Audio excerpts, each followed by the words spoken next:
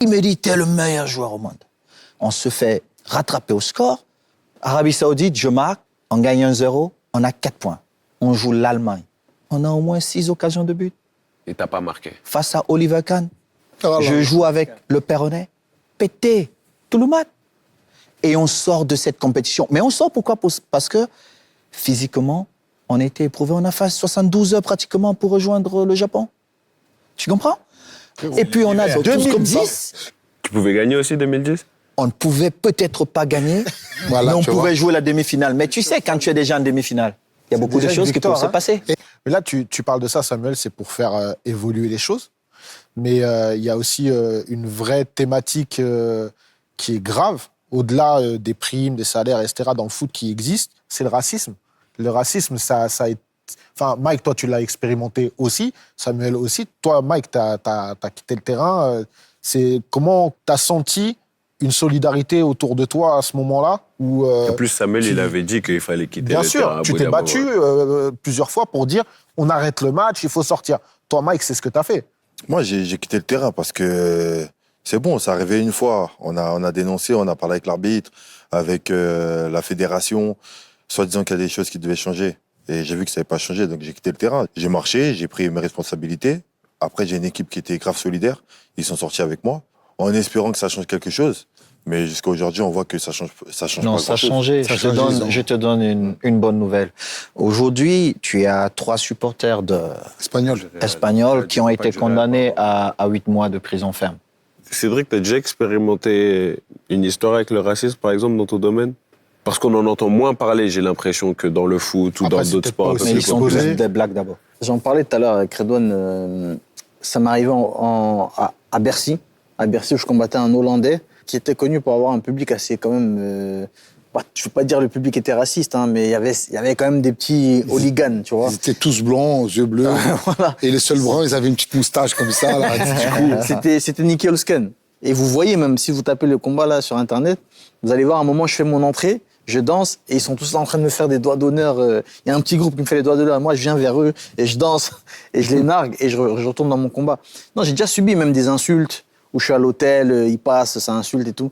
Moi, en fait, si tu veux, le racisme, ça m'a toujours fasciné.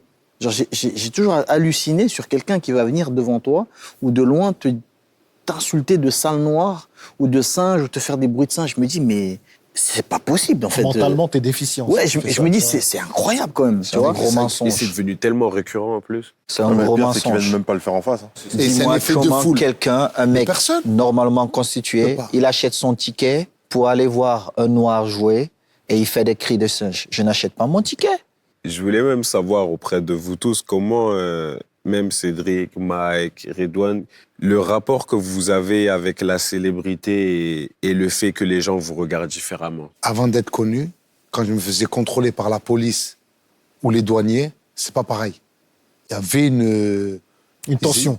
Il y avait la tension. Tu vois, ils te fouillaient vraiment. Tu vois, il y avait la fouille, il y avait le contact physique, il y avait même dans le verbe, c'est dur. On Quand t'es tutoyait connu, maintenant de vous voir. mais là, quand je me fais arrêter en voiture Ça ou par rigole. les douaniers, c'est la rigolade. Redouane, avant me caresser l'anus, maintenant la nuque. C'est plus pareil, tu vois. On est passé dans... Non, vraiment. Avant, c'était la fouille. Maintenant, Ça a c'est... changé. Mais oui. Toi, Et Cédric, partout. pareil. Non, On moi, c'est entend pareil, parler de toi c'est- partout maintenant. Moi, ça m'arrivait déjà à l'époque, quand j'étais plus jeune. Je me souviens, on avait toujours, mes cousins et moi, on avait toujours ce stress quand on allait en boîte. Mais je te parle de ça il y a 10 ans, 10-15 ans, on allait en boîte. On avait ce stress, on dit, est-ce qu'on va rentrer? Ils vont nous recaler, il y a 3 Renois qui arrivent, il n'y a pas de meuf, il n'y a rien. On est toujours en stress. Et au fur et à mesure de la notoriété, je voyais les vigiles qui faisaient les beaux et qui parlaient mal et qui te regardaient comme si On t'étais veut des noms. une immondice. Oh, ça va, Doumbé, ça va bien, ouais, vas-y, rentre. Et moi, ça m'énervait, en fait. Parce que je me dis, mais en fait, qu'est-ce qui a changé? Il n'y a rien qui a changé. Je reste la même personne. Le Et pouvoir sous d'achat. prétexte, c'est ça, en fait, sous prétexte que... Bah, Le pouvoir d'achat, il a changé. ouais, c'est ça. Sous prétexte que tu me connais mieux, tu sais qui je suis, En fait, tu me traites Ça change, différemment. ouais. Alors que peut-être que lui qui est derrière, que tu fais attendre, il est peut-être meilleur que moi. C'est ça le truc, c'est peut-être une meilleure personne. Mais tu traites mal par rapport à son statut. Et tout ça, cette différence-là, ça m'a toujours énervé. Mais toi, Mike, justement, tu restes quand même discret par rapport à tout ça. Il y a Mike, il aime pas tout T'es ça. profil bas, toi, Mike, profil il bas aime de pas fou. tout ça. Qui va aller à Los moi, Angeles. malheureusement, C'est le frère blanc de N'Golo Kanté. Ouais. Non, pas à Il aime ce pas la niveau-là, mala. quand même, mais Mike, il aime Non, pas mais tous c'est les vrai, trucs comme tu ça. t'es- Il t'es reste en Tu secret. fais pas la mala, Mike. Ouais, moi, je préfère. En fait, c'est difficile parce que j'ai envie de vivre ma vie d'avant avec ce que je Ce suis. que tu as aujourd'hui. Ce que je suis C'est pas aujourd'hui. possible. Et C'était quoi c'est la vie pas d'avant? possible. J'étais plus bas, pas sous les projecteurs, moins C'était quoi ton d'argent. kiff? Quand tu n'avais pas d'argent, c'était quoi le kiff? Grec. Ouais, je marchais dans la rue, vie simple. j'étais tranquille, vie simple. J'avais pas à Maintenant, regarder c'est à gauche, à difficile, droite. Même le sortir au restaurant, Mike, c'est difficile à Milan. Ouais, il veut pas. Même, je marchais dans ma ville, tranquille. Tu vois, je marchais tranquille, personne ne Ça, me tu calculait. oublies, ça, c'est fini, ça. Non, ça, c'est fini. Surtout à Milan. En plus, à Milan, les fans, ils sont. Bah oui. Ouais, à Milan, Ah, l'Italie, À ça- Milan, c'est un truc, ça même bouillonne. partout en Italie. Hein. Bien sûr, Je suis allé, moi, l'Italie, j'ai c'est- des potes qui jouent à Naples. Les joueurs de foot, ils sont placés au-dessus du pape. C'est un truc de fou. T'as, je crois, les joueurs de foot, le pape, la mafia, dans l'ordre comme ça. Et pareil, partout où ils vont, ça s'écarte, ça sort la table comme dans les affranchis, ça les met max, ils payent pas, c'est un truc de fou. Les footballeurs en Italie, c'est... C'est un pays de football. Je vais vexer des gens, mais l'Italie, l'Espagne, c'est des pays de football. La France, on est un pays qui aime le football, mais c'est pas un pays de football. C'est différent. Je suis. On aime la boxe maintenant. Voilà, on aime la boxe. La France, sauf Marseille. Marseille, ça vit au rythme du foot. Je suis d'accord. L'équipe, elle perd, la ville, elle éteint. L'équipe, elle gagne. Le journal, le lendemain, La Provence, il se vend en millions d'exemplaires. Les restos, les bars, les boîtes, les commerces. L'équipe, elle gagne, ça vit. Mais là, justement, Redouane, on parle de tout à l'heure, tu disais, toi, le côté positif de la notoriété, etc., c'est d'avoir limite des privilèges et des passe-droits. Mais il y a aussi un côté négatif. Le bad buzz. Le bad buzz. Ah oui, ça Parce va que vite. le bad buzz, ça va très vite, en fait. Aujourd'hui, on a les réseaux sociaux, ça tourne.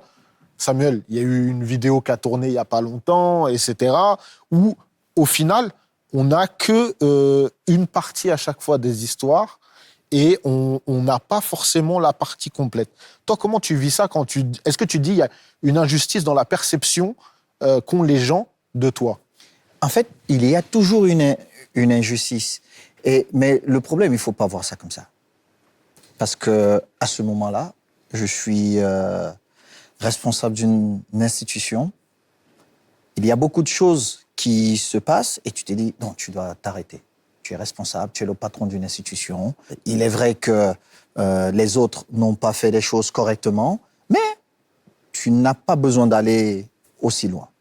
Tu t'arrêtes. Mais nous sommes tous des humains. Bien sûr. Au continent, aujourd'hui, je dirais malheureusement, nous nous retrouvons avec un phénomène des braqueurs. C'est quoi ce que tu appelles les braqueurs? Des gens qui disent tout et son contraire. Aujourd'hui, ils vous disent Samuel a fait ça, Samuel a fait ça et Samuel a fait ça. Mais quand vous lisez, ils se contredisent à chaque fois. Et ça, c'est très dangereux. D'autres souffrent de ça. Parfois, des gens me disent, mais comment tu fais pour supporter tout ça? Mais parce que je sais où est la vérité. Et où est T'as la jamais eu vérité? envie de tout abandonner? Non, Par exemple, la évidemment, parfois tu as fédération. envie. Évidemment, plusieurs fois, j'ai envie d'abandonner. Et qu'est-ce qui te donne toujours Mais- envie de continuer? C'est pas ce que les autres disent qui peut me faire abandonner. Moi, le seul fait que je viens et que sur 600 ou 700 footballeurs que nous gérons, et que 2 me disent on reçoit correctement nos salaires. Parce que nous sommes partis de zéro à quelque chose. Parce qu'avant qu'on arrive à la fédération, c'était un groupe de potes qui géraient le football, qui se faisaient de l'argent. J'ai dit non, je suis footballeur. Je rentre dans ce monde politique, de gestion, il faut apporter autre chose. T'es Mais le tu le fais mieux pas pour placé toi. pour savoir. Mais Tu en le fais fait- pas pour toi, c'est ça qu'il faut Mais moi, j'ai préciser. pas de salaire à la fédération. Tu touches pas de salaire à la fédération? Je n'en ai pas besoin. Ah, Et souvent, quand c'est difficile, je prends de ma poche, je mets dedans. Mais ça, les gens ne le savent pas. Mais j'ai pas besoin de dire aux autres. Oui, mais c'est important que les gens le sachent pour que ça change aussi peut-être l'image que les gens ont de Je toi. n'ai pas besoin de changer mon image. T'as pas besoin de ça. J'ai pas besoin de ça. Non, mais c'est là aussi. Si t'es fort, tu vis pas pour les gens, tu vis pour toi, tu vis pour tes valeurs, tu vis avec tes principes, tu sais ce que tu as à faire. Les gens ils peuvent écrire ce qu'ils veulent, ça veut pas t'atteindre, ça veut pas te faire lâcher parce que toi, tu sais pourquoi tu es là. Tu sais pourquoi tu fais les choses. Donc, comme il dit, les braqueurs, ils peuvent écrire. Tant qu'on a nos principes et on est solide dans nos bases, dans ce qu'on veut faire, C'est le plus important. voilà, c'est le plus important, ils peuvent faire ce qu'ils veulent. Le plus important, ce sont les joueurs. C'est comme au Real Madrid. Quand tu achètes un Kylian Mbappé, on dit prime de signature, ce qu'on dit, 100 millions. Mais c'est que le club va gagner 1 milliard. Toi, tu donnes ton agent gratuitement à quelqu'un. Jamais. On se rejoint.